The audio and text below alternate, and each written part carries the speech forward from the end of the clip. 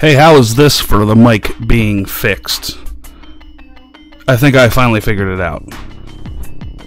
Anyway. It was so low for so long. But I believe we have it fixed. I'm going to be back in a couple minutes. I might have Mark on with me. So stand by. Hopefully it sounds good.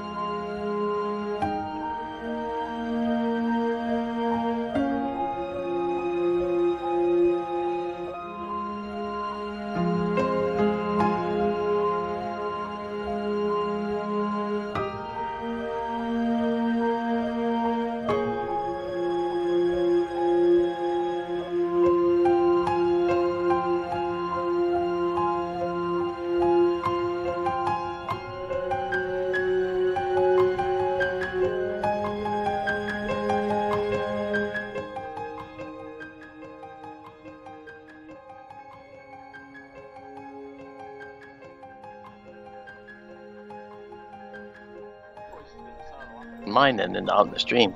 Hopefully I have it equalized right. And welcome, ladies and gentlemen. Joining me is Mark. Hey guys. Who? So we should have our audio should be good, I'm guessing. Because I have it equalized pretty good, and I think we should both sound just about the same volume-wise. All right, well that sounds awesome. And I'm sure if we don't, the people in the chat will let us know. Oh, you betcha they will. So what'd you think of that object? Indeed. Tell me. Yeah, I thought it was pretty interesting when I looked at it the other day. Guys, you probably remember that object that crossed the moon. When I figured it out, it seemed like it was too high in orbit to be an actual satellite. I'm actually thinking it might have actually been a high-altitude balloon. Right, and that had crossed my mind too. But if it is, it's a really funky-looking balloon. Well, now they can get funky-looking, obviously, because of winds and whatnot. But don't forget the way that you were seeing it was from way down below it, and it was passing depending on where the way the moon was. You had to rotate the moon to get it to in that configuration that it was in that time. Right. So based on the configuration, it was actually going like from west to east or something like that, and it was actually quite normal looking. It was actually it was foreshortened because they're looking at it from kind of underneath it a little bit.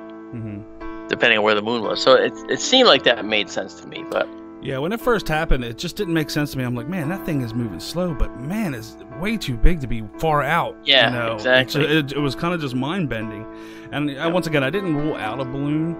I find it very weird that we have all these balloons crossing our paths. We didn't, though. I mean, no, we did. Satellites. I mean, we caught a lot of. Remember the two balloons that were the one night? Oh yeah, that's probably about a year ago or something. Now that had more of a balloon look to it. That was more of a frolicky, kind of wispy, balloon look. This but one depends, could be a depends on how the winds were. It depends on what the winds were at the time. True. And plus, if it was high altitude, it's already up in a high altitude stream. It's lazily moving along, and it's going to pretty much stay tracking rock solid in that direction. How about this? I'll give you $10, and you tell me it was an alien. $10 to tell you it's an alien? Jeez, man. You guys, you know what? Oh man, our standards have really lowered around here. Let Keith know what you think of that one. Well, I know. We actually had this conversation last night about why we do the things and how we do them. About when we post UFO stuff, for stuff that we don't recognize, and we try to identify. And when we do, I usually change the title of the video to reflect that. Yeah. And but we were having a conversation last night in the chat about basically anything that we catch, say afterward, that maybe we don't even see on stream. You can damn well be sure that you can go back onto the original live stream video and see the exact spot that it happened. Which is why we don't take down live streams, even if it's a cloudy night or something. If something crazy happens, you always have that original stream to go back to and realize it's not being manipulated or anything like that. Yeah. So Jen says to you, LOL, Keith. How low can you go? I gotta start off cheap. Mark's expensive. Oh yeah, right. What do you call it? Oh man, I lost the word for it. Not consultation. It's consultation fees. Well, luckily I don't charge you any of these fees. You know what I mean? I charge the networks these fees, but I don't charge you guys. Why do I charge you guys? You're my people. You know what? I sent the text to Bill today, and I meant to send it to you, but I never got a chance to. In Pine Bush, I am bringing a 2-foot by 6-foot LED board. Oh, are you? For the tent area. So literally, Yeah. you can see it from miles away, depending on where you put it, about advertising what's in the tent. So Yeah. you can really put it anywhere, and you can put it up high where it'll be visible, in direct sunlight, a mile away, really, if you wanted to. Yeah. It's really good. So I'm going to bring that along with me, actually. Cool. Yep. So we'll have that as another tool at our disposal. Did you see Vicente in the chat? He says Earth is flat and the moon is a hologram, and then of course he goes. So obviously, he's being sarcastic there. Remember Trollolo Man? Dude, they're running rampant on YouTube lately. Jeez Louise, I don't think I have ever gotten more suggestions on YouTube about these freaking flat Earth channels than I'm getting these days. It's it's insane. These people are, they're kind of whacked. And that's not the worst one. The worst one is the Billy Meyer fanatics. Okay, I've been incessantly harassed by the biggest Billy Meyer fanatic there is for the last several days. We actually had to ban him from our Facebook group, and then I had to block him in Messenger. Oh no. They're crazy. I don't know how they can take photographs of toy cars and toy trees. And a model of a UFO that's called the wedding cake UFO. This model of this UFO that he made, that he's trying to foist off as real. Billy Meyer, that is. And the trouble is, the bottom of this particular UFO is round. It's like a solid base-looking thing, but it's actually the top of a storage barrel from his barn. And if someone hadn't gone to his property and photographed said storage barrels with said covers on them, you wouldn't be able to make the comparison. And the guy says, do you think Billy Meyer would face a detail like that out? Because you can actually see that it has a lifting lip on it and everything. Right. And he goes, do you think Billy Meyer would actually face this thing outward if if he knew it could be captured and people would see what it is? Yes, we do. And my response is, Billy Meyer didn't know that someone was going to go on his property and take pictures of his storage barrels, so he thought he was totally clean and covered. Well, he wasn't. He was. I have a term for him. I call him one of the delusionaries. Yeah, well, you know what? There is a lot, and I do mean a lot of people out there that that may not have or maybe are just starting the interest into the whole ufology field and looking up videos and stuff on it. And once they get that convinced done, it's really hard for people to realize they've been had. Yeah, that's true. That's true. They'll fight to the end. So, well, no one wants to be embarrassed. Yeah. No one wants to be embarrassed, and that's kind of what it is. People get embarrassed if they get caught believing something that wasn't real, and I understand that. Mark, let me kill the audio real quick, guys. I'm gonna put the music back on for a second because I actually got Paul calling me, which is very rarely during the stream. So, let me pop the music back on. I'll just keep you on Skype. All right. And, let me take this real quick and find out what's going on. Because I think he might have lost. We'll find out. We'll be right back. All right.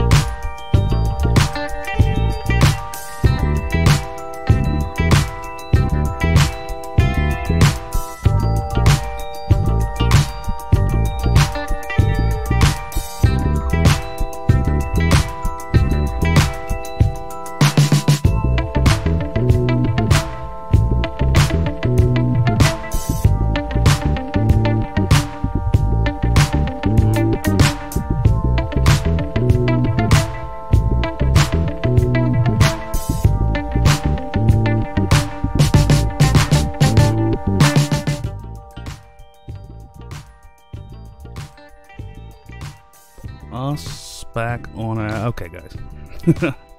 We're here. Yeah, that's it. It was a nothing. Not to worry, just a little tiny problem down in Miami, but nothing to see here. Move along, move along. Paul's having a pretty bad night. He ended up having a gas leak in one of the garages that he was dealing with, and then he had to go, which is why the view hasn't really changed much since we started. That's why, because we were originally going to start around 9 o'clock, and we didn't get a chance to because of the, all that going on. So I think I finally started to stream at like 20 up or something like that. So, but yeah, so he's working on that. He's just getting everything fixed down there. I told him we had him covered with alien talk on the stream. So yeah. We're good to go. Now, continue your thought wherever you were, because I really don't remember. Well, we were talking about idiots, who believe silly things that are, patently, false. Like, for instance, that the Earth is flat. You have one guy in the chat who says, the Navy has unclassified measurements of the Earth at 177 miles with no curvature. Okay. If it's unclassified, he should be able to produce the document. Yeah, and that's fine with me. I want to see it, Nicholas Pitts. Yeah, come on. Absolutely. Come on, we're calling you out right here. So, and I just want to, and I say this to a lot of people that are flat Earth. Flatheads? Basically, anything that you can come up with that justifies a flat Earth, it can be countered. Now, it's your choice whether to believe in the real science or not. You can't convince somebody to believe in proven science, but no, but science doesn't care what they believe. Yeah, that's a that's a quote that I learned, and I'm sticking with it. Science doesn't care what you believe. You want to believe the Earth is flat, whatever. The science is totally opposite that. But I think that's ridiculous that people would even suggest that. Now he says circumnavigation of the North and South Poles has never been completed. Well, then I guess he doesn't know. He must have been born like in I'm going to guess 1987. I'm going to say 88. Oh, come on. This isn't The Price is Right, man. I'm going to say fall of 87. The reason I say that is because he doesn't, I guess he doesn't remember that the USS Nautilus, SSN 571, did circumnavigate the pole underwater, under the ice. And, of course, you can't circumnavigate, you can't go underneath the Antarctic pole because it's solid land. Okay? So, and there is land under there. It's not just ice. There is actually land under Antarctica. There's people that think that Antarctica is just ice and there's no land under it. It's a whole continent of land. Yep. In fact, for one of the What on Earth series, one of the seasons, I can't remember which one, they brought me some imagery to test, which actually was taken from space using a special system, and the system was meant to test how far down under the ice and into the continent it could probe. And quit laughing at the guy. I'm sorry. I'll get to him. I'll get to him. Like Don't he worry. says it with such conviction, like it's I know that's what they do. Saying it with authority is the first sign that someone has no idea what they're doing. Nicholas, I appreciate your passion. Well, yeah, you got to give the guy A+ for effort anyway. I mean, he's obviously convinced himself. Well, yeah, okay. Anyway, so for this one particular episode, I looked at this data, and it was under the ice on Antarctica, and it showed all the details underneath, and there was a particular ring that was evident under the ice, and it was probably, I don't know, 50 miles or 30, no, not even, it had to be 7 to 10 miles under the ice, if I recall, in the rock strata in the actual continent. Now, when the ice is on top of the continent, the whole rock part of the continent subsides, it'll sinks deeper into the Earth's lithosphere, the crust, right. Because of the weight of the ice. Greenland does the same thing, So what I noticed was that this ring had a time frame that was associated with it. It could have been, several 100 million years old. Now, that means that maybe we found evidence of the Great Permian dying. When the Permian era came, there was 97% of species eradicated on the planet. And no one really knew why. Well, maybe this was why. Maybe it was another asteroid strike. So that's one of the current theories right now and possibilities. So, Mm. I just think it's kind of interesting, because the flat Earth people, they don't really have any kind of a science leg to stand on, so they make up the rules of the universe as they see fit because they're science free. Yeah, I mean, gravity's not caused by mass. Yeah, no. Gravity isn't a thing. Gravity No, is no. just, it's just what do they say it is? It's volume or something like that, and it's oh boy. It's kind of a slap in the face to actually all the real scientists over the last 1,000 years. Yeah, I don't have a lot of patience for them, as you can detect in my voice. But you know what? I do respect the fact that they, will say these things. I respect their beliefs, but I don't respect the authority that they portray. That's what I don't respect. Okay, they make these statements that have absolutely no basis, but they say them with authority, so that you remember, if you say something with authority, it's got to be right. Yeah. And I think it was Joseph Goebbels, basically, that the propaganda minister for Hitler, who said, and this is paraphrasing greatly, if you tell a lie often enough, it becomes the truth, right? Yeah. Yeah. And we're entertaining Nicholas at this point. It's just that's okay. Nicholas, it's kind of funny. He's obviously sunsets are not science. Well, here's one. He has a soapbox, so he's using it to his 10 minutes of fame before we boot him. So here's something for Nicholas, and he could just sit there and dwell on this one. Okay, in the flat Earth. No. Everyone else is going to hold him to it. Don't worry, all you guys hold him to it.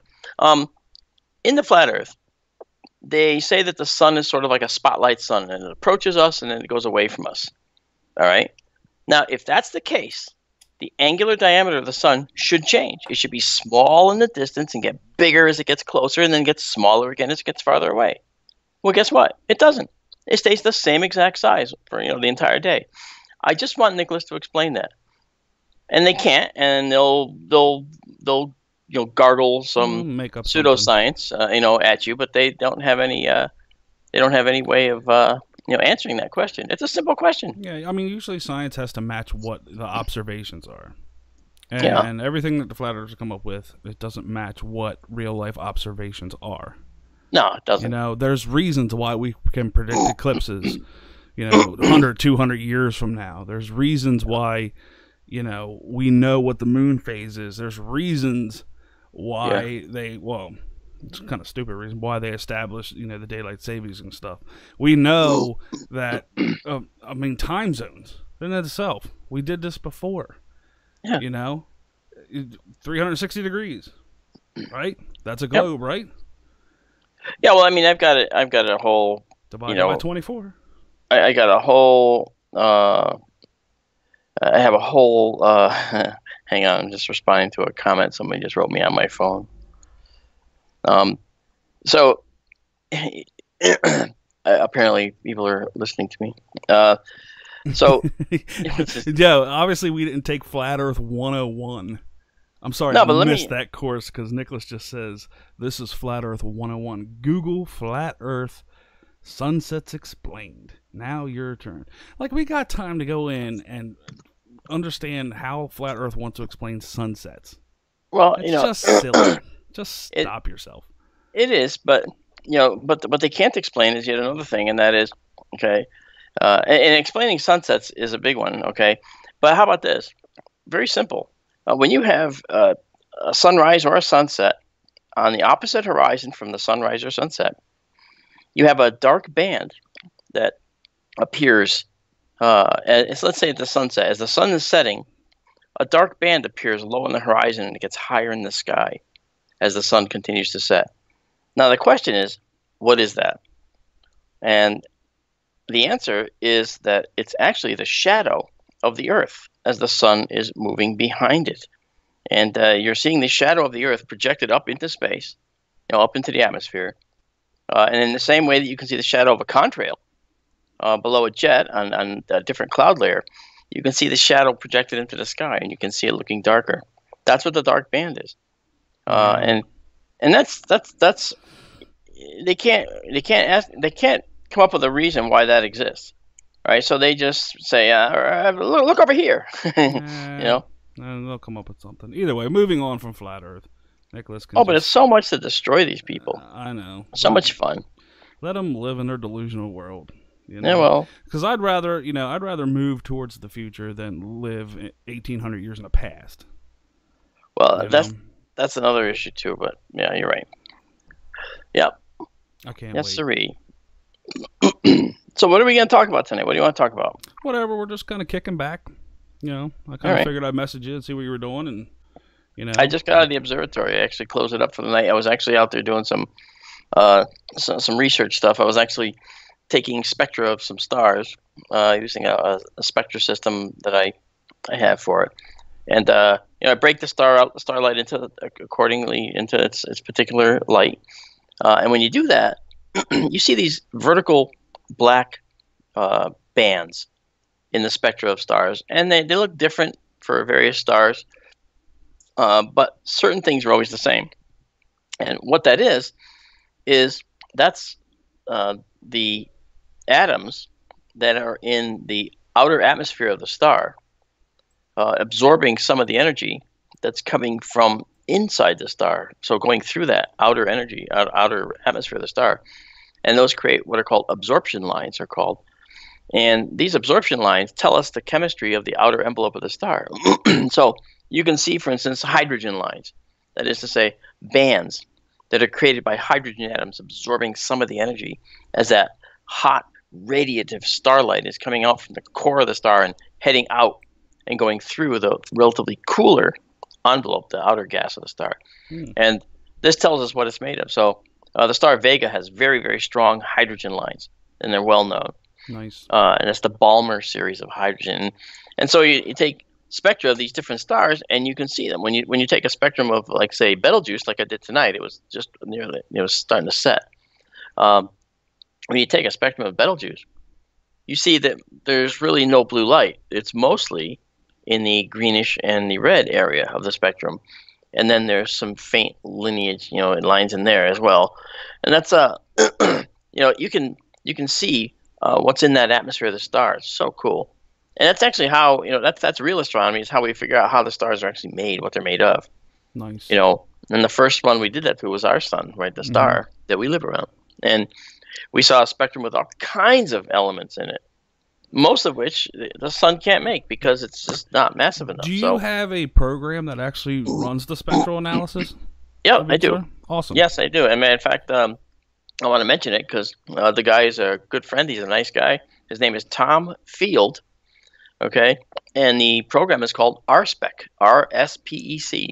RSPEC is wonderful because you can actually do it in terms of a large audience. You could do it in a stream. You can take a video. It accepts video, and you can take a video of what you're looking at of a star, and it can average the video to get the better lines. It's really cool. So, yeah, but it's RSPEC by Tom Field from Field Tested Systems. And so I told Tom that I would be mentioning him on my stream, and I haven't streamed since I spoke to him yesterday. So I'm mentioning him here too. So it's a really good program, and it's and he sells all the equipment to actually get a spectrum of a star, which is really cool. And there's something called the Star Analyzer. It's a little tiny screw-in grating. Okay, it screws into your eyepiece or into your camera so that you can actually use your camera to take these photos. It's just beautiful. And it's a good entry-level spectral system. And if you want something more than that, well, then there's plenty of other systems that you can buy for, starting from $800 on, that you can actually get some fairly advanced spectra of the stars. And yeah, and it's if you turn it on a cluster of stars, for instance, then you can see this cluster of stars. You can see what they're made of, and you can say, oh, look, these stars are actually from this time in the universe, because you can see that they're missing certain elements in their spectra. Right? Our sun has tons of elements in its spectra. Now, stars make elements in their cores, you know that. And through the fusion process, they make things. So, it's hydrogen makes helium, helium makes carbon, and neon and oxygen and so forth. And yes, I can sing the whole periodic table, but I will not do it. Super space dust. Super space dust. That's right. Super space dust, Chris. And then when you have these elements being made, it's just so cool because this is where we come from, and it's like And I talk about that on a radio show, as you've probably heard, on Skytour Radio. Brings me to, are you doing a pre-record down at Pine Bush, or are you just kind of just coming down for the talk and hang out? I'm not sure if I'm going to do a pre-record. I think I'm probably going to. I'd like to do the show live, okay, Sunday. Mm-hmm. But I'm not sure how long I'm staying. I think I'm going to stay till Monday. But I'm going to be. That would mean that I would be, there for Sunday night as well. Right. But what I would do if you guys are going to be around, I would actually make it a kind of a call it a conference night, where I would just have all the people that are at Pine Bush hanging out. The Knights of the Round Table. That's it. Have a round table discussion, on any matter, all things astronomy. It would just sort of be an open mic session. That'd be cool. I was thinking of doing that, and then in June I'm going to do a more official one down in Florida. I'm going to have some guests in the studio. The woman who wrote the song for Skytour Radio and her husband, they had a tremendous UFO sighting, and they've documented it very well, and they've spent a lot of years putting together proper documentation, because this really changed their lives, as most of these sightings do, because this wasn't something that just sort of like came through the sky and went zipping on by and then it was done. This was something else. This was a more of a major sighting that they had, and they're gonna talk all about it. Nice. Yeah. That'd be interesting. When was that happening? That's going to be June, like the first or second week in June, because I have to go to Florida to do a talk, and they're going to be there, and we're going to do the show after the talk, and they'll be the guests. Yeah, it's going to be really cool. So awesome. Yeah. But I don't think you haven't been on our radio show yet, actually. So maybe I want to have you and Paul come on. Well, see that. I'm not sure when Paul's leaving. He might try to leave Sunday or Sunday afternoon sometime if he wants to make it back.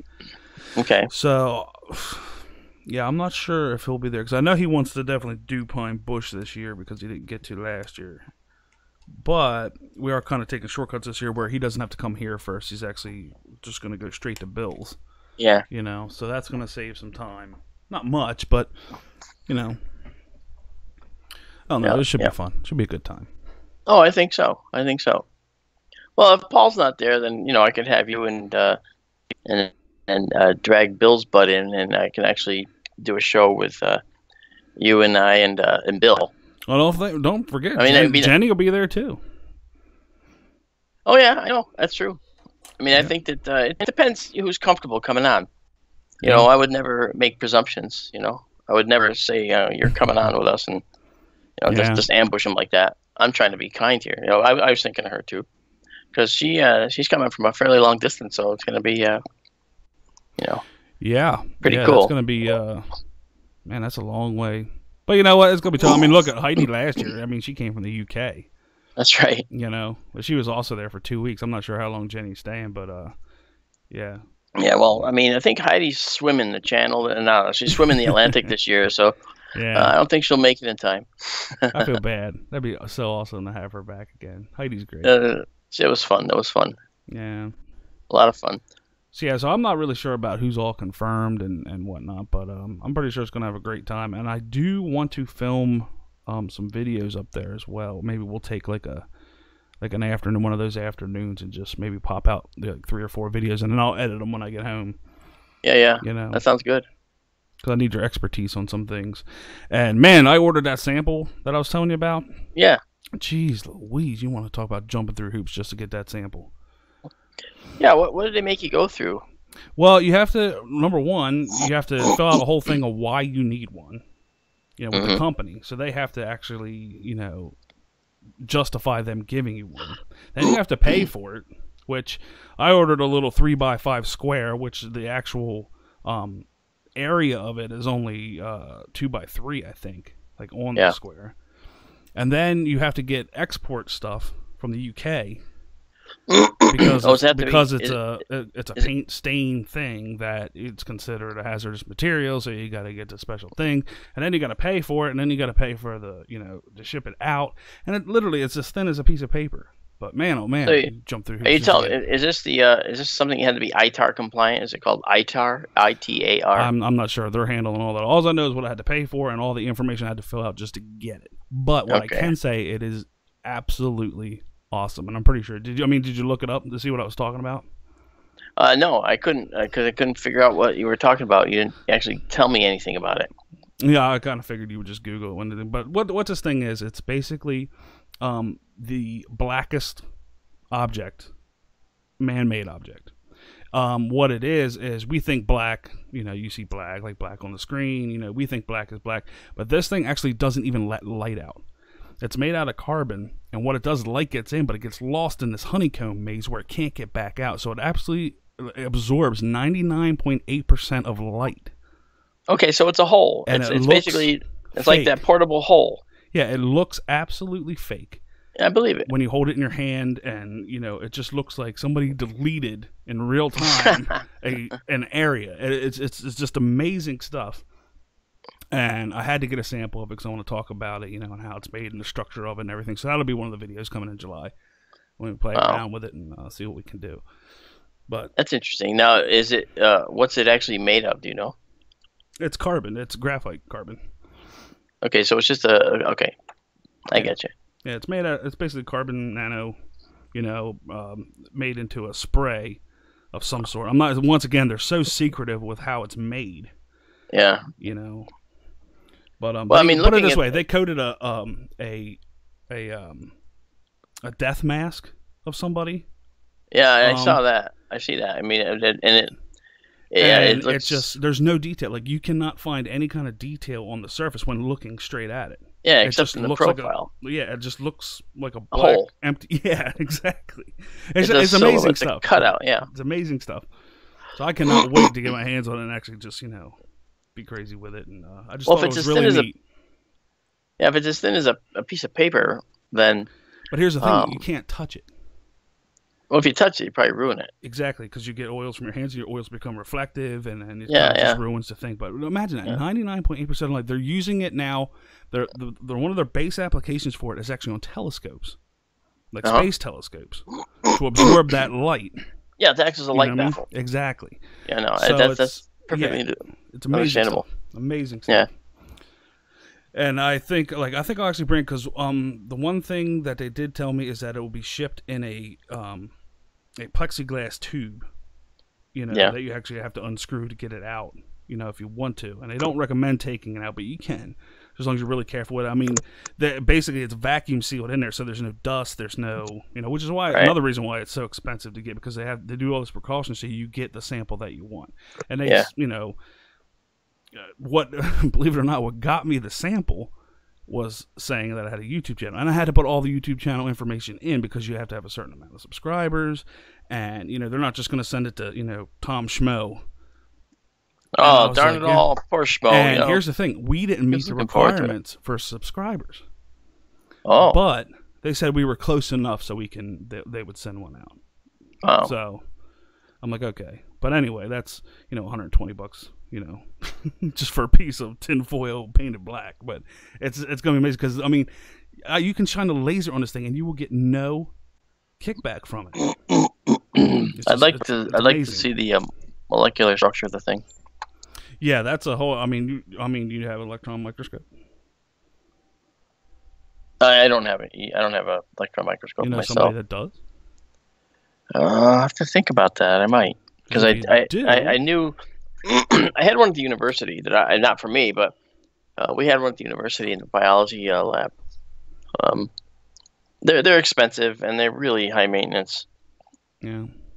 But the cool thing is they also send a packet. It's like a 40-page packet of stuff, and that includes electron microscope shots of it.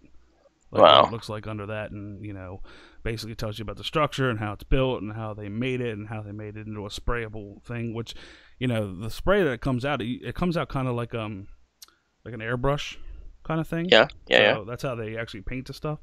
But they refused. Some sheik in Saudi Arabia or something wanted his car painted on the outside. Yeah. And I had to break the news to him. I was like, yeah, we could paint this on your car, but as soon as you go down the road, any little thing's going to take it off. And it's not going to have the same effect as, unless you keep this thing like in a box, vacuum sealed, where nothing's going to touch it, Right.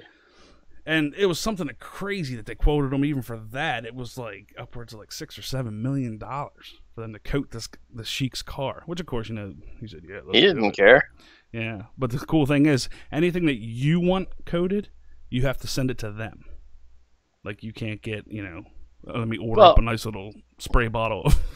Yeah, no, Not I'm yet, sure. Anyway. Yeah, well, I'm sure the reason for that is very simple. They have a facility that would allow them to do that kind of vapor deposition coating, or however they're going to put it on. Well, they have this machine they call it, and it has what they call 3 reactors. And I'll explain all this in the video. I'm actually going to go through the machines and all that stuff. They're sending me like packets because I told them I want to make an entire video just about this stuff. And kind of how it's made, what's involved with making it, the machines that, and the cost involved with, because they had to actually engineer the machines to do it. And then the applications, of course, is a whole other thing where they're doing, a lot of space applications, but it has a lot more applications that they're looking to do once they figure out a good way of mass production. And, obviously they can't put any kind of other coating on it because, it's automatically turns it reflective then. So, yeah. I don't know, it's just amazing stuff. So, yeah, read more on it if you want. I mean, and then maybe if I Charles, have it by Charles the time says Pine something. Bush, I'll bring it up with me. Charles says something funny. It's like a black car in Saudi Arabia at 250 Fahrenheit. Yeah, exactly. You never know. I mean, they have a ski resort in freaking Emirates, so. Yeah, but the guy's a sheik. It doesn't mean he's smart. Yeah. So what's going on, people? Chat. Welcome to our nice cloudy moon stream tonight. Actually, it's kind of cool.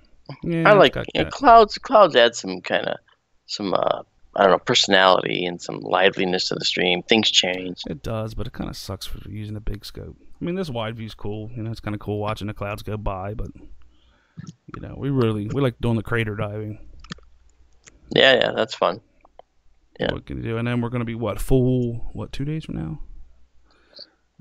Yeah, see, when you guys go full hog wild here, it's like I'm going, oh man, and then when you guys go, oh man, I'm going, yeah, here we go. Yeah. So as I that's said, we good. usually do like 2 or 3, maybe even 4, depending on the weather. Streams after full. We'll go on the waning side, but then it starts coming up too late for us to do it because Well, and then maybe sometimes we'll do an early morning one, here and there, but yeah, it's just too.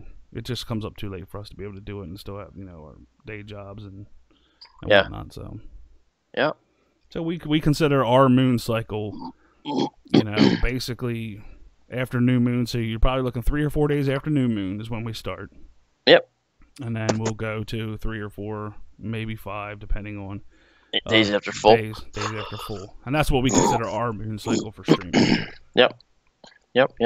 But Jupes is getting earlier and earlier, and actually it's up now. It's probably not up high enough yet. Let me check here. It's about It's still 25 degrees up here, maybe 30.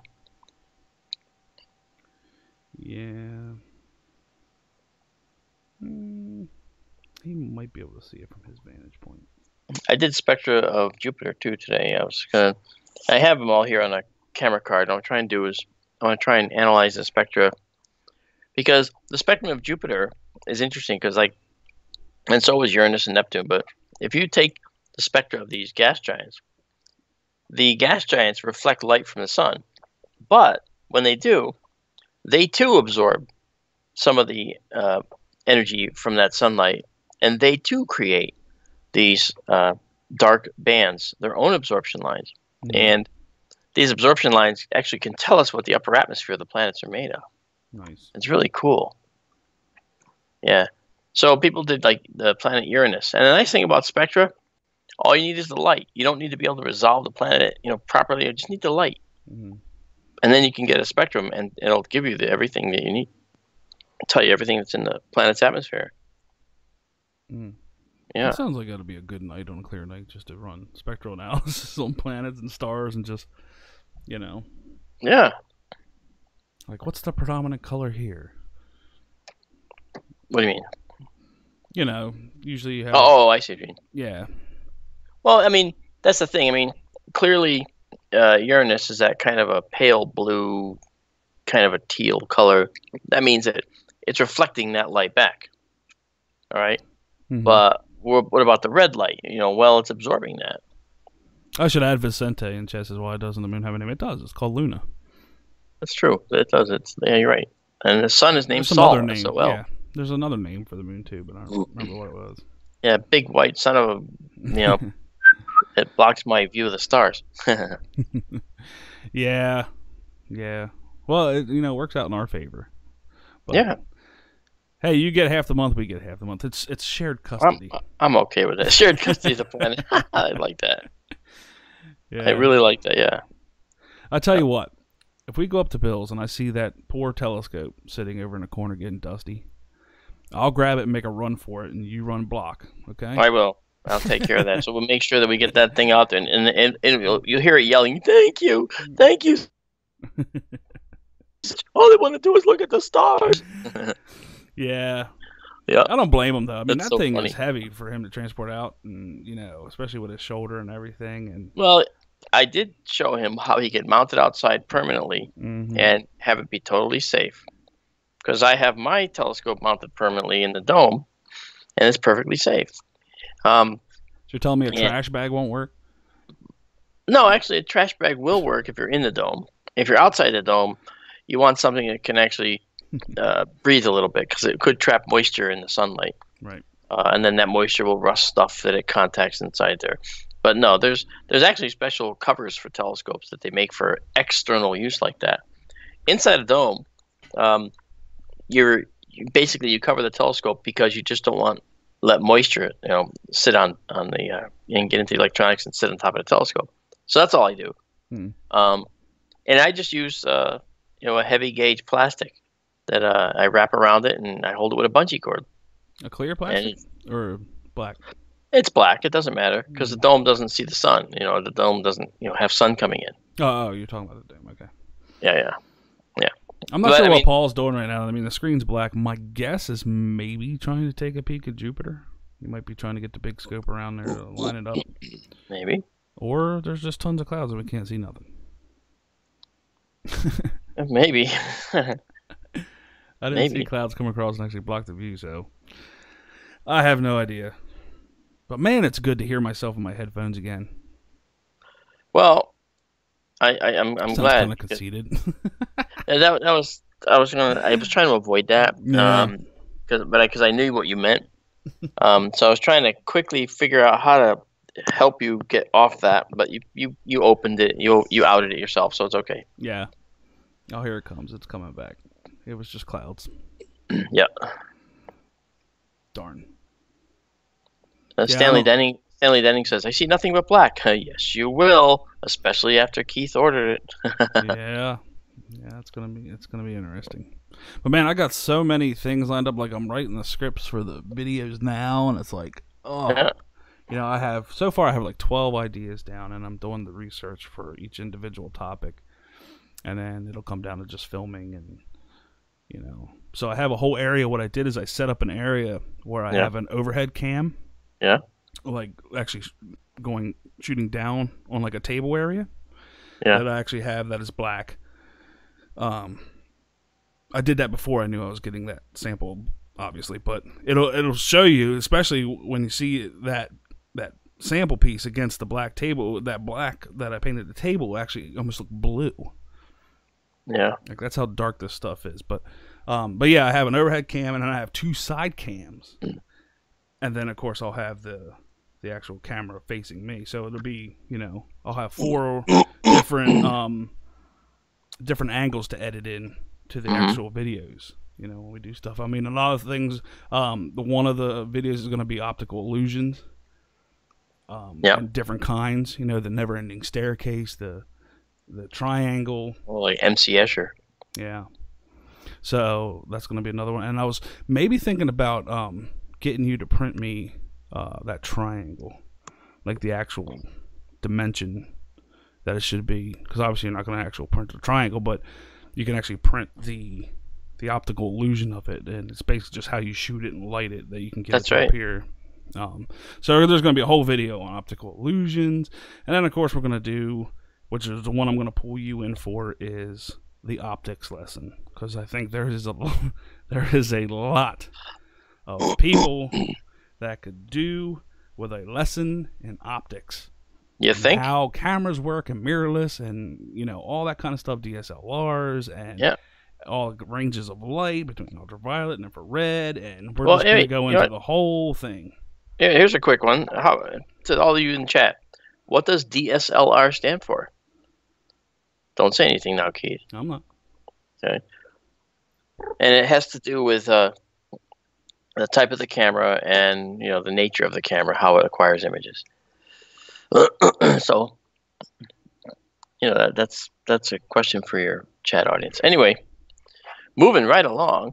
Here comes the moon back. Well, I don't see. I can't see us. This black. Yeah, I'm about 30 seconds ahead of you, but I know you are. Yeah, I can't see us going much longer with this, with the way it is. I mean, we're just not really seeing anything. That's okay. Yeah. But you know what? Every once in a while, you just got to have these hangout streams. Just kick back and not really have a topic. If anybody has any questions in chat they would like answered, I'm sure Mark can take a stab at it. Sure, I'd be happy to. And if anyone asks me any flat Earth questions, I have literally at least 20 very difficult things they cannot disprove. But so stay away from that topic. And let's do. I don't want to embarrass you. To the participants in chat, I'm just going to go down the list here. The active Charles, you're almost right. So we have Anna and Charles and Gerald and of course Jenny and Jess. And Joe and MMT and Rockstar and Susie, I'm guessing that's how they want to pronounce, and Soundly and Stanley and Tronman and Vicente. That's who I have as active participants in the chat. So hello, people. Welcome to the Cloudy Moon stream, live on P&K. That's right. Ladies and gentlemen, we want you to come to Pine Bush, New York, for the annual UFO fair. Is it a fair? Conference? Parade? Festival. Festival, that's what it is. Yeah, the parade last year was funny, because the parade last year consisted of... I thought it was just traffic. I thought a single car with somebody dressed as an alien sitting in the back of this convertible or something, and the car was spewing green smoke. Yeah. And I saw this one car and said, "Oh, the parade's starting." Wait, it's over. It was one car. It's like the parade started with the front bumper and ended with the back one. That's exactly right. Yeah. But that's, what? That's okay. I don't think they're doing the parade this year. Well, I mean, seeing how successful it was last year, I wouldn't blame them if they chose not to do it. They pretty much did it every year in years past, right? Jenny says, was it a fair or a festival? I think it was a festival, wasn't it? UFO festival? All I know is our tent is going to be the one that's bumping.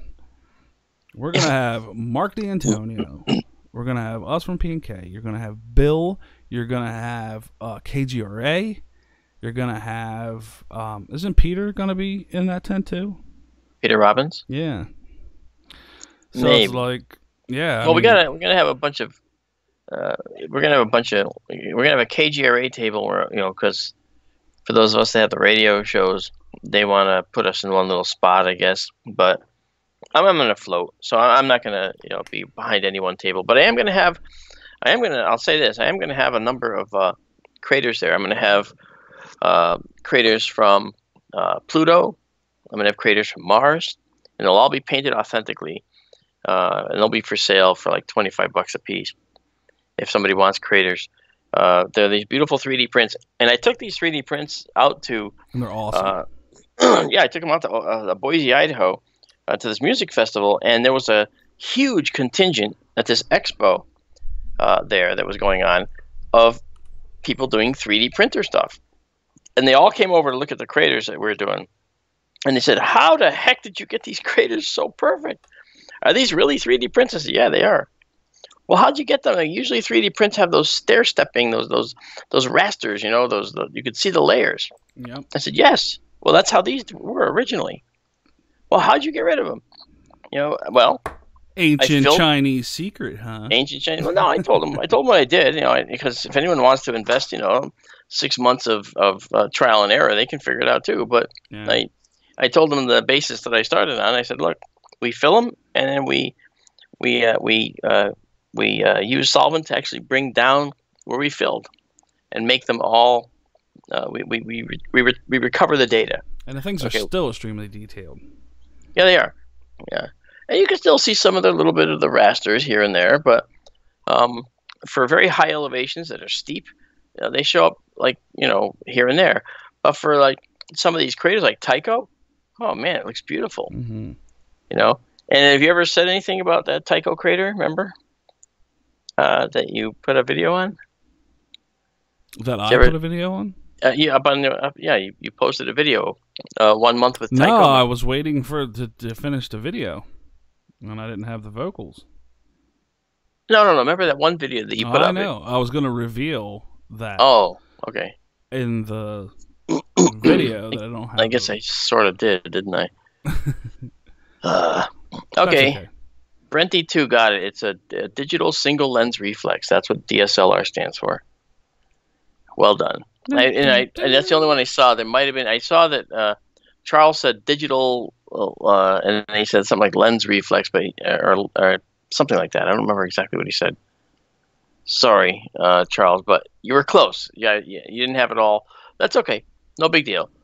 And welcome back, Rock, and say hello to Ted, who just joined us as well. Hey, Ted. There's Ted. I'm always curious. Rockstar always, like, when he comes in, he says, what?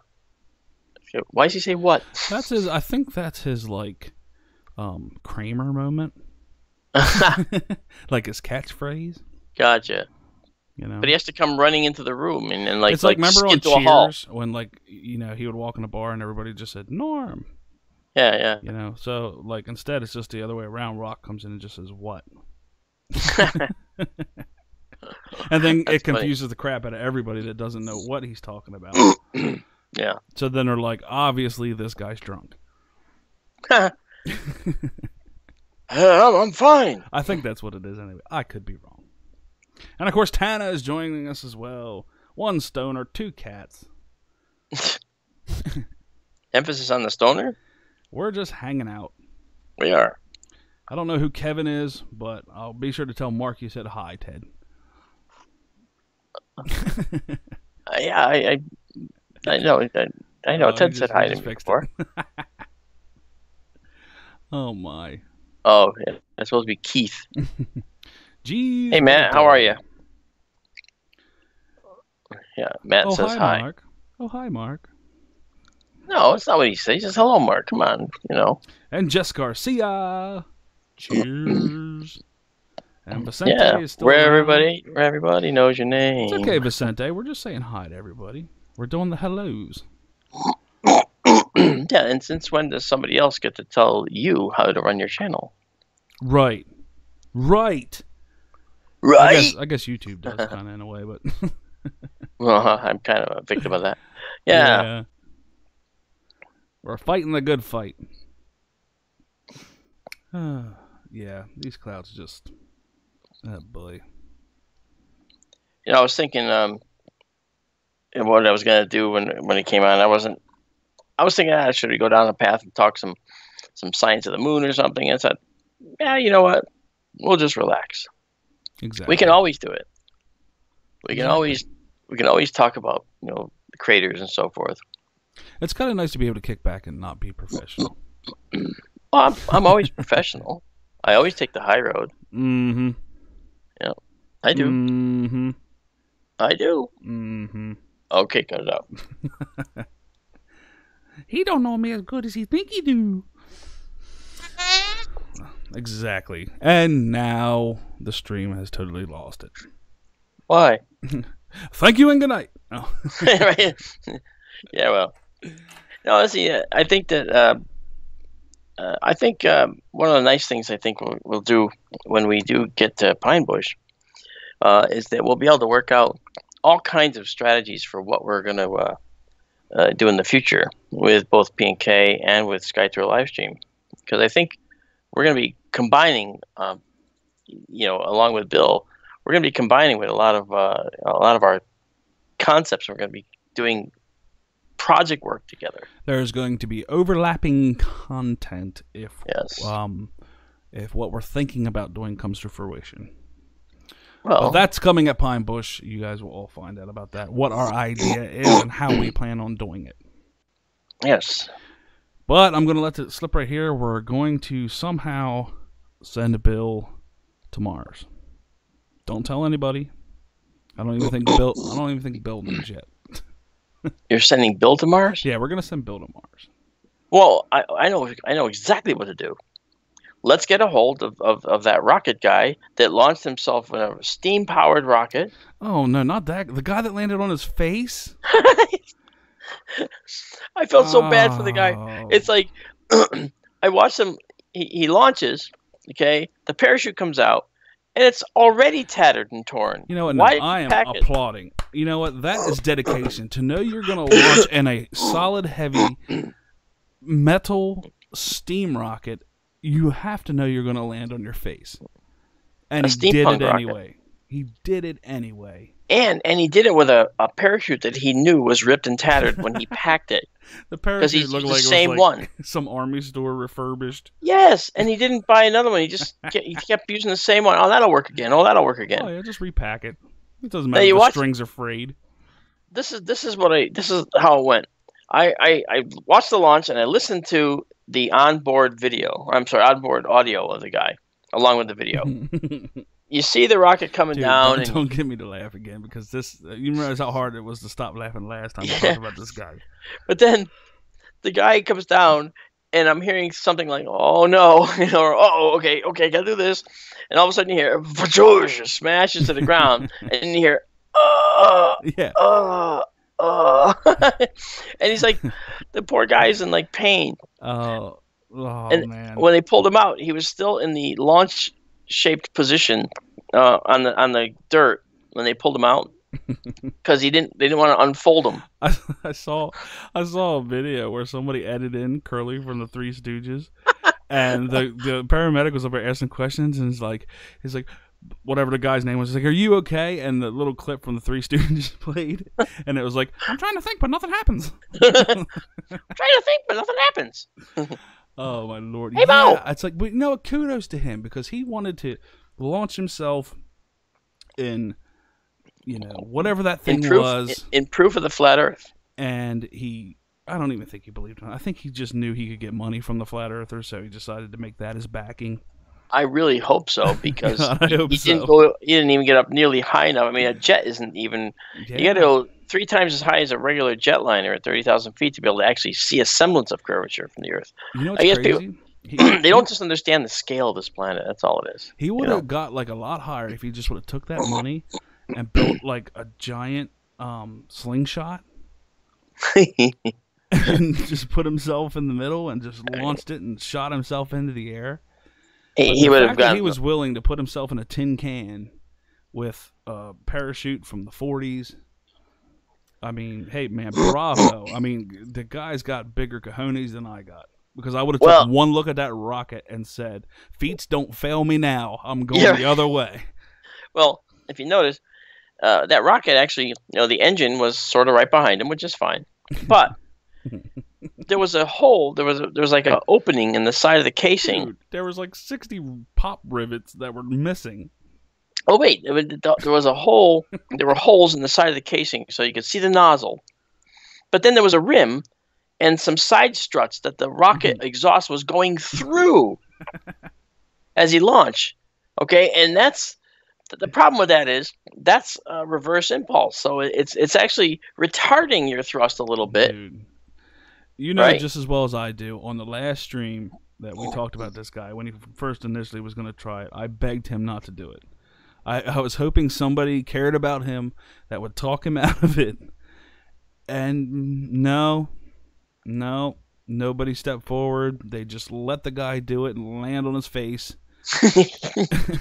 If you say land in his face one more time, I'm gonna start. I'm not gonna be able to hold it back. Dude, it's just man. He face planted in a rocket. Okay, and it was just. It was just funny because you knew what was going to happen, and then you have all these people watching, and as soon as he hit the ground, you just hear like a collaborative, oh, right, and then you hear inside. It's like the whole crowd just get him out of there, man. Save him from himself. Yeah. Poor guy. And I felt really bad for him, but I watched the video, and through tears of laughter, I felt bad for the guy. I mean, it was sort of like a double-edged sword. But you can't say that nobody told him. I know. Hey, guy, guess what? If you launch this, yeah, it might be cool, and you have your name out there and everything, but you're gonna land on your face. Yeah. And Jenny, yeah, he survived. He lived. Yeah, I mean, he's more power to him. He's gonna do it again because he's gonna. But yes, he couldn't get up high enough. He actually didn't even go up into the air. He kind of went up and then arched over. And he was going happens when you put he was going horizontal. Yes, like a Coke and Mentos motor, trying to launch himself off the ground. I mean, it's just, there's a reason why rocket scientists make some loot. They have to know what they're doing. You're not just going to make a rocket out of a trash can and put some fireworks on the back and expect to go up and see the horizon. And then prove the Earth is flat on top of it. I mean, you know what? If he took that, here's the thing: if he took his money and he did the same thing that Felix Baumgartner did, right, and made a little capsule, went up in the air, and jumped out and skydived back, did the same kind of thing, and looked around. Now, if he did that, that's respectable. Absolutely. But when you have a rocket that you quote built yourself unquote. Steam-powered rocket. Yeah, steam. That's the most efficient way. Yeah, it's like, I think the pressurized rockets when we were kids that you would stomp on to get them to go way high in the sky with water. Do you think like he read like a manual and accidentally misunderstood it? Like maybe like it was like, hey, you need liquid O2. And maybe he read it as like liquid H2O or like, to steam. Like you think maybe like he just misread it? Yeah, I mean, it's possible. I mean, don't get me wrong. Pure oxygen is a great form of, rocket fuel. I mean, it's one of the ingredients, but... Well, yeah, hydrogen. You're going to have hydrogen and oxygen. Of course, it's extremely flammable, but that's the point. Yeah, and another bad part I noticed is I didn't see any, insulation. Yeah, she was probably pretty warm in that can. Yeah, because number one, he's in the desert. Number two... Yeah. There's a reason...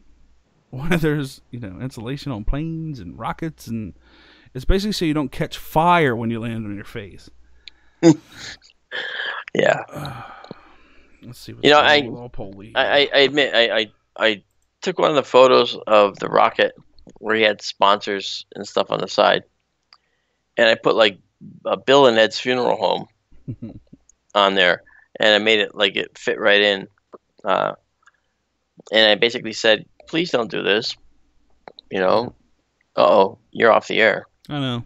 I'm seeing it. I'm just waiting for him to reconnect. Okay. So yeah, it's crazy.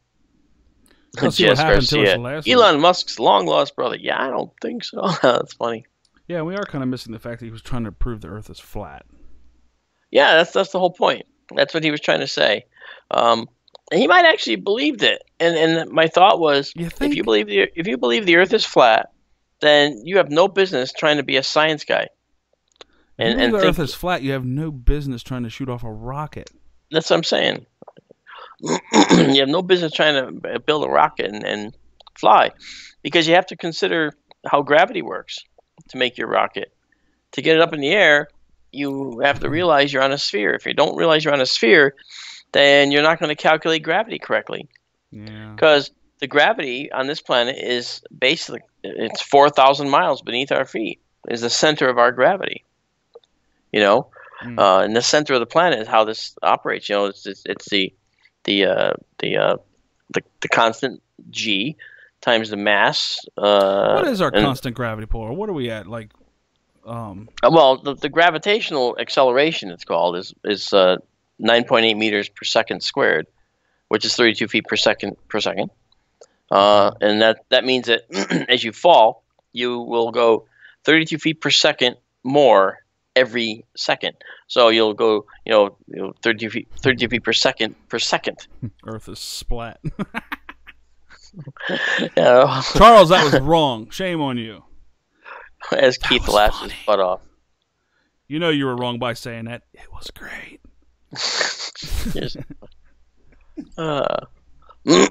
Yes. Oh, Lordy. Yeah, that's... You just gotta... I mean... Yeah. Well, see, he couldn't... If he thought it was flat, he would have designed his rocket differently. But, again, it did take off and almost immediately start going horizontal. Yeah. And, from the onboard video, you see the ground, and then all of a sudden you see the horizon, and then it sort of stays there, and then you see sky. So I was like, all right, he's already coming down. Horizon, ground, horizon, ground, horizon, ground. Yes.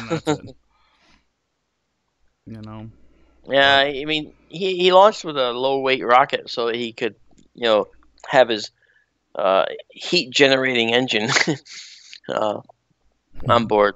He didn't get a whole lot of thrust out of that thing. And again, most of it was hitting the strut work and retarding the impulse. To launch a rocket with steam. Yes, because he figured steam doesn't explode, and of course, probably because he couldn't get hydrazine, they knew enough not to get him any hydrazine. Yeah, I mean, at least somebody was looking out for him. They're like, no, sorry, the only thing you can use is water. You can heat it up and stuff, but, that's about the only thing we're going to let you do. That's right. Yeah, you can heat it up, but that's all you can do, pal. Oh, man. All right. I'm going to do it anyway. I'm telling you. Okay. Thumbs up. Yes, sirree. That will be cool. Yeah. So yeah, that's you guys can look that up on I forget what the guy's name was, but it's really hilarious. Well, before you even say that, I mean, someone in the chat is gonna give you his name. Oh. And I think what we're gonna do is we're just gonna end for the night. That was that guy you're talking about was Mad Mike Hughes, anyway. Mike Hughes. Mike Hughes, like Howard Hughes, but not. Mad Mike Hughes. Mad is the appropriate word. I thought his last name was Rochhertz. It's Hughes. Oh. So it's not Mike Rochhertz? No. Okay. Nice try. Nice try. Nice try. So yeah, I mean, the clouds are just coming. Paul's dealing with half a crisis down there with gas leaking into a medical center. So, oh, really? Yeah. Is there a medical center in that mall? Yeah. Yeah, that's explosive danger. It wasn't him. It was his guys. Oh, he's dealing with it. It wasn't him going to have to deal with it. Yeah, but he has to go deal with it now. Like, help clean up and try to talk himself out of trouble. Yeah, talk out of trouble. Because his guys messed up. So, but I told him we'd be wrapping in the next 10, 15 minutes or so. So, all right. Yeah. Well, let me just say while we're closing up. Then, do you remember that the other day the TESS satellite launch as a transiting exoplanet survey satellite, and that was launched by Orbital ATK, and it was actually Orbital ATK that built the TESS satellite. They had part to do with that, and the CEO of that company and I were talking because he bought some of my stuff, and I sent him some of the stuff I do here at FX Models, and he was really looking forward to getting TESS done and getting it up in the air, and he did, and it looked beautiful. And the launch was very nice, so I'm very pleased that the launch went off without a hitch, and it was a great launch. But you can, if you go online, when the fairings, there's these fairings on top of the rocket that open up and fall away, and then they just fall back to Earth. and they don't. The rocket isn't going, at the highest speed it's going to go by the time that happens. So those fairings don't burn up; they actually fall back to Earth. And there's a video online where you can actually see the fairings being hauled off the barge because they got picked up wherever they landed and trucked off to SpaceX. SpaceX had to pick up all their junk. Hey, what's the word on Blue Origin? You heard anything about them lately? How are they making progress? Oh, they did beautiful launches. I mean, their rocket, just like the first stage of the Falcon 9, their rocket capsule and all came back to Earth and landed properly. I mean, that was really nice. And there's a video online where there's a dummy in the sea, and you're looking past the dummy out the window, and you're part of the launch, and then you come back to Earth and land in the rocket, and it's really, really nicely done, and it's real. It's not like a CG thing or anything. It's actually they're doing pretty good keeping up with SpaceX. They're just not getting kind of like the media attention to what SpaceX is getting. Well, they're doing two different things, Well, they're both doing capsules, aren't they? Well, I mean, SpaceX is actually, they don't have capsules per se. Well, SpaceX is smart, and let me tell you why. Because they're doing basically they're raising revenue by offering moon tours to rich people. That is probably the smartest thing they can do. When these people have so much money they don't know what to do with, what's the next best thing? Go That's on a space flight. Musk saying, "I want to go to the moon," and he's just yeah.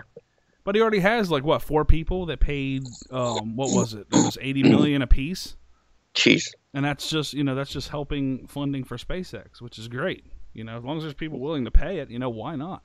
And that one's supposed to launch next year?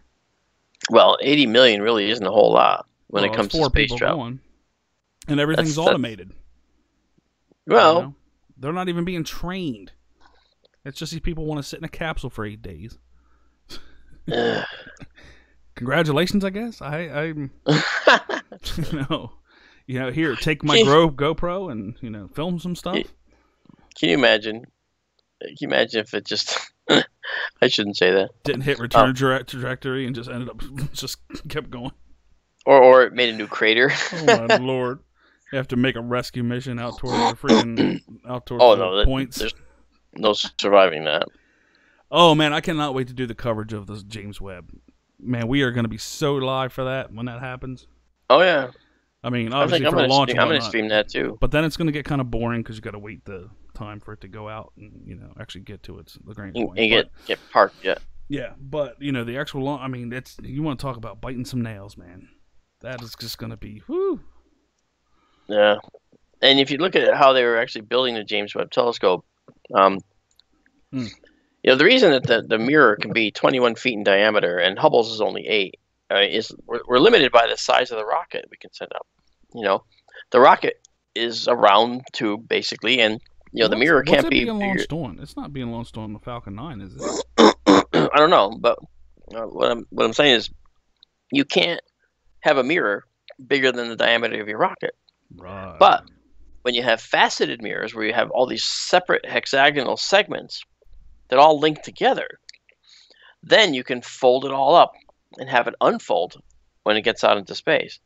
And once it unfolds, it can fold into its final configuration, and that's why you can have a mirror that's much, much bigger. Not to mention it has the backing to block the sunlight. It's going to be. I mean, look at what we saw with Hubble. That's just a gossamer. That's just a gossamer shield, back there. That's very thin. It's not a big, thick thing. It's just basically like mylar. Just a. We're going to be able to see so far back in time. You might be looking at the back of your head by the time it's all said and done. Oh, you're so funny. Well, the key item with that though, James Webb is going to be able to look at the exoplanet atmospheres. Yes. And when you look at the exoplanet atmospheres, that's going to tell us a great deal, because frankly, when we look here at the Earth, we have an oxygen atmosphere. We breathe here. We just think it's oxygen. There's so much to be excited about. There is. I mean, I know you're definitely excited about exoplanets, as am I. I'm excited about the earliest galaxies. you know, it help us with our timeline of stuff of accruing events. It's just, Well, yeah. oh, it's gonna be amazing. If you talk about how far back in quote unquote time we can see now without the James Webb, we can see back about 13.2 billion years, and the universe is 13.8 billion years old. Give or At take 13.2 billion years, we actually see galaxies fully formed, which means that there had to be a tremendous amount of star formation early on, after several 100,000 years, and then those went supernova, and those created new galaxies and were formed from those, supernovae, because supernovae cause these shock fronts of material that head out at supersonic speeds from the star, and they end up, and yes, supersonic, not light speed. Okay, so relatively slow, and when they go out, I mean, there is a light wave. You see the light going out as well. And we see those are called light echoes, and we can actually see that. We can see light echoes from some supernovae, which is unbelievable. You actually see the light hitting the clouds as it goes out. I truly believe this telescope is going to open up a whole new world. Yeah, because the instruments on the James Webb Telescope are all the infrared telescopes of various sizes. Now, the only other infrared telescope we have that's up there right now, and giving us any detail on any of the exoplanets, is the Spitzer Space Telescope. And that's the mirror, the diameter on that is 2.8 feet. Yep. James Webb is 21 feet. And it's going to be out. They're parking out at Lagrange Point, right? So it's like, yeah, it's going to be out there pretty good. So the whole process, even once it gets out to its parking spot, it's going to take, what was I reading? Was it about 4 days total for everything to unfold? And, they're going to do it nice and slow because, once again, they only get one shot at this. Yeah. If all of a sudden they get all the way out there and everything went smooth and they go to open up the side panels and, like, for some reason it gets stuck, that's it. Yeah. They'll be able to catch the data from the other side, but not as big as they originally wanted to, and pretty much a half-closed side would pretty much screw up any kind of optic they wanted to do anyway because of reflective. Yeah, but here's the thing, right? Let's assume it all gets out there correctly. That's part of the reason why it's taken so long, is because they're really, I think they're actually gun shy, based on the fact that the Hubble was nearsighted, and they had to send up glasses, basically. And you have all these people, why can't you point the Hubble at the moon? You mean to tell me we can't see Apollo 11 with the Hubble? No. Yeah, and Paul Schiller from Curious Droid, he and I did a live stream on that. Great guy, and we're going to do more. We did one on that. We did one on USOs, unknown submerged objects, because I saw one, and I don't know. I just think it changes your perspective on the world, on the planet. But anyway, I should plug that, by the way, too. Anybody, if you want really good science videos and really want to understand a lot of the questions that the people that come in that don't necessarily understand astronomy or optics or anything like that, if you really want good videos to explain it in layman's terms that really help you understand what we're working with, check out the YouTube channel Curious Droid. The guy's name is Paul. He does a wonderful job, wonderful productions, and he really makes you understand, exactly, and he gives you how everything is done and why. And they're actually fun videos, and they usually come in at around 10 minutes or so. Sometimes they go as long as 15, depending on what it is. But the one that he did that I found fascinating was the cameras to shoot the rocket launches. It was an amazing video. How in depth he went with that thing. How they got him so close and all that stuff. Yeah. So, but what I'm going to do is I'm going to end the stream here. We'll let the music go up and play and whatnot. But I want to thank everybody for joining us tonight. Paul's going to have to deal with his situation down there, which is why I'm kind of wrapping it up early. But so everybody in the chat, thanks for hanging out. I'll let the stream play another 5 minutes. Good to see all you guys. And once again, joining me is Mark D'Antonio of the SkyTour live stream YouTube channel and the SkyTour radio on KGRA Sunday nights. Oh, you're good. PM. You're good. Or if you want to check out our friend Mark, you can check out NASA's Unexplained Files, or What on Earth, or Back to the Future Part 3. Haha, that's funny. No? Oh. No. I'll figure out that. Anyway, yeah, No, but the new reboot of the In Search of TV series is coming out, and I did one of the episodes there. Nice. Yeah. There's another one. There's another credential for you. Fun. Yeah, Professional astronomer. It's fun. It's just fun stuff, you know. Yeah, they want someone that has like a reasonable opinion in this arena of exotic theories, you know. Yeah. And it's okay. It's okay to think that we can go interstellar in a few years. You know, it really is, because you know Sonny White at NASA is already got a funded lab to study that. You know, and he's the guy that reworked the equations for the warp drive. It's called the Alcubierre drive, and it's actually the Froning Alcubierre drive now, because imagine this, and this I'll just leave you guys with this. When you watch Star Trek, you hear Captain Kirk say, you know, Scotty, raise the shields, or Sulu, shields, you know, whatever, and then the shields come up, and now they get hit with stuff, and it doesn't hurt them, you know, for a while, and the shields get depleted, right?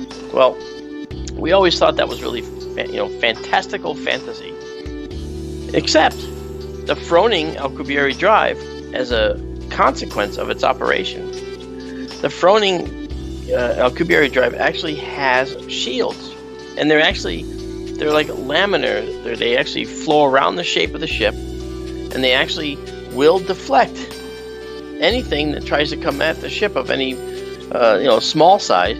It can't deflect planets or asteroids, but it can deflect meteors, micrometeorites, and other projectiles. And when they did this, when they actually looked at it, they figured, wow, this is going to also solve another problem. With that Alcubierre drive, which was supposed to be interstellar, and it will be, if we went to Alpha Centauri using the maximum speed it can go, it's not even a speed, I'd have to get into it, but at the maximum rate it can travel, okay? When it got there, when it shut off the Alcubierre drive at Alpha Centauri, the amount of charged particles and other particles that were trapped on that warp bubble that they were carrying around with them would slough off in an instant and just obliterate the entire system of any planets. That's how much energy would be stored up there. Kaboom. So they needed a way around that. So to get around that, they figured, okay, we'll just take 2 weeks to get there. Well, that sort of defeats the purpose, considering that it could have been done in 5 days. Believe it or not, 5 days with this Alcubierre drive, and our current technology couldn't get us there faster than 12,000 years. Just do the comparison. It doesn't Ladies take much. and gentlemen, that's called science getting her did. That's right. And then when the Froning Alcubierre drive came out, they realized, hey, maybe we're going to have these shields, and maybe they're going to deflect these charged particles, and maybe our warp bubble is going to be free of all these particles when we get to our system. So we still have a ways to go, I'm sure. And Sonny is going to work on this more, and we'll probably have updates from the guy. But he's thinking, in a few years we might have a probe ready to just give it a few tests. Get some tests done to see if we can actually do it. It's a question of energy. We need to have energy to actually do this, and that's the hardest part. But we're getting there. We're getting there. We're getting there. Science for the win. Get her done. Once again, everybody, I'd like to thank you for joining us tonight. I'm going to let this play a little bit because Paul just switched over to the big scope just because we had a clear spot. So might go another 5 or 10 minutes or whatever with the video. But thanks for joining us, and hopefully we will be back tomorrow night. So see you all then. Merry Christmas. All right. Happy New Year. What? All right, guys. Check you out later. See you guys.